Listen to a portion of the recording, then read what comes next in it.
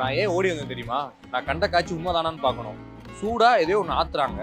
ஆனா அதை பார்த்துக்கிட்டே ஆத்துறா பரவாயில்ல. கண் இருக்குல்ல, கண்ணை கட்டிக்கிட்டே ஆத்துறாங்க. இது உண்மையா இல்லையா? அவர் என்ன ஆத்துறாரு? எனக்கு ஒரே கேள்வியா இருக்கு. வாங்க இந்த கேள்வி நானே அவர்கிட்ட போய் கேட்டுறேன். வணக்கம். வணக்கம். எப்படி இருக்கீங்க? ஃபைனா? இன்னும் கொஞ்சம் சத்தமா பேசிங்க, நாங்களும் ஃபைனா இருக்கும் கேட்போம்ல. சரி. உங்க பேரு? என் பேர் சுரேஷ்குமார். சுரேஷ்குமார். மேலமா செய்தியில் நம்ம பாதாம் பால் லஸ்ஸி கடை நடத்திட்டு இருக்கோம். இருக்கீங்க கரெக்டாக நம்ம நேதாஜி முருகன் கோயில் கார்னர் பக்கத்தில் தான். ஸோ நீங்கள் அந்த முருகன் கோயில்கிட்ட வந்து கேட்டாலே போதும். ஆமாம். இப்படி ஒரு ரொம்ப எப்படி சொல்றது, செக்ஸியா ஒருத்தர் பாதாம் பால் ஆத்துவாரு அப்படின்னு நீங்கள் கேட்டிங்கனாலே சொல்லிடுவாங்க. ஸோ எத்தனை வருஷமா நம்ம அந்த கடை ரன் பண்ணிட்டு இருக்கோம்? ஒரு 50 years. 50யா 15? 50. 50 வருஷமா கடை நடத்திட்டு இருக்கீங்க. ஸோ அப்படின்னா அவங்களுடைய அப்பா காலத்துல 50 அவர் வந்து பேமெண்ட் போட்டேன் அப்படின்னு தானே சொன்னாரு. பரவாயில்ல, எனக்கு தெரியும். எப்படி இருந்தது அச்சா?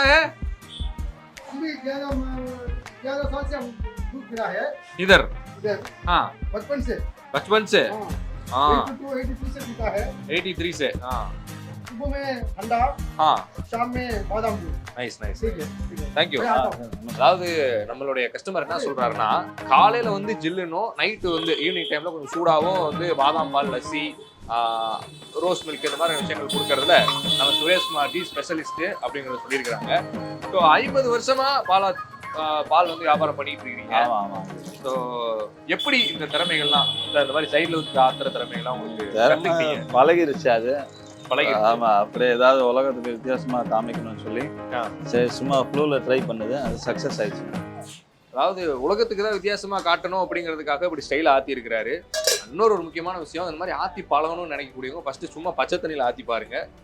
குளிக்கணும் அந்த மாதிரி டைம்ல சூடான ஒரு விஷயத்துல வந்து ட்ரை பண்ணாங்க. ஏஞ்சி don't try this at home போட்டுருவோமா? ஆமா, அது அவங்க பிரியம், அவங்க பிரியம். சூடா இருக்கும், அது கொஞ்சம் பாத்துக்கணும். சரி, இருக்கும். சூப்பர். எனக்கு இன்னொரு முக்கியமான ஒரு கேள்வி, எப்படி இவ்வளவு அழகா தமிழ் பேசுறீங்க? நான் இங்கதாங்க பிறந்தது, விஜய் ஹாஸ்பிட்டல்ல. ஓ, நீங்க பிறந்ததே மதுரையில தான். ஓகே. படிச்சது ஃபுல்லா செவன்த் டே ஸ்கூல். காலேஜ்ல எம்கேயு மதுரை காமராஜ் யூனிவர்சிட்டியில. என்ன படிச்சீங்க நீங்க? நான் பிசிஏ செகண்ட் இயரோட வித்ட்ரா பண்ணிட்டேன். ஆள் இல்லாதனால அப்படியே கடையை பார்க்க வந்தாச்சு. ஸோ நீங்க அப்பாவுக்கு அடுத்து நெக்ஸ்ட் ஜெனரேஷன்? ஆமா. ஓகே. ஸோ நீ அதாவது நம்மளுடைய அப்பா இந்த கடையை அமைக்கிறதுக்கு எவ்வளவு வந்து இன்வெஸ்ட்மெண்ட் போட்டாருன்னு தெரியுமா? அது அப்ப நம்ம பிறக்கவே இல்லை. அப்பா சொன்னதே இல்லையா? சொல்லியிருப்பாரு, அது எவ்வளோ இன்ட்ரெஸ்ட் எடுத்துக்கிறது இல்லை. சரி, ஒரு மந்த்துக்கு இந்த ஷாப் ரன் பண்ணா எவ்வளவு இன்வெஸ்ட்மெண்ட் தேவைப்படும்? அது ஒரு ஃபேமிலி ரன் பண்ணிக்கலாம். ஸோ அதெல்லாம் ஒன்றும் பிரச்சனை இல்லை. அப்போக்கப்போ ஏதாவது ஒரு ஃபங்க்ஷன்ஸ் ஆர்டர் வரும். ஓகே.